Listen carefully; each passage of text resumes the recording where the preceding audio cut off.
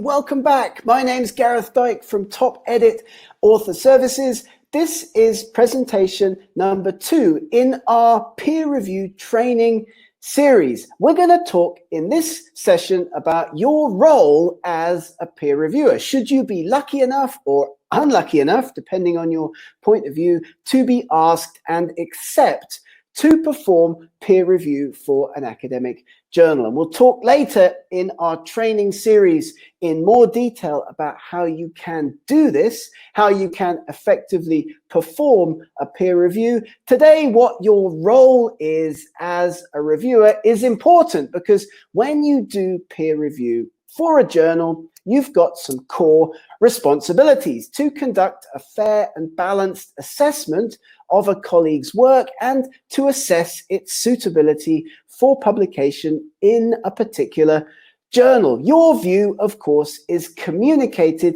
to the editor, back to the editor, the person or persons who invited you to perform this task, not directly back to the authors. So you really do have the opportunity to provide an honest assessment from your own perspective of that particular piece of work. So how should you do this? Here's some things to think about when assessing a paper as a peer reviewer for publication in a journal. Is the journal choice appropriate? Is the hypothesis, the method appropriate? And what do you think? What's your opinion of the study? And remember, of course, that it's the method section where most papers fall down in peer review. That's probably where you'll go first as a reviewer to look at somebody else's work. Be thoughtful, provide a balanced assessment. We'll talk about how to do that in later presentations in this series. And of course, your job is to comment on the academic content, not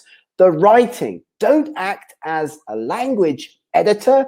If the paper you're assessing needs extra work on the English, for example, send it back to the journal and tell them that. Some journals will need you in peer review, others won't. Journals are all different, but of course, you're not the editor. You are commenting on the academic content. Ask yourself 2 key questions.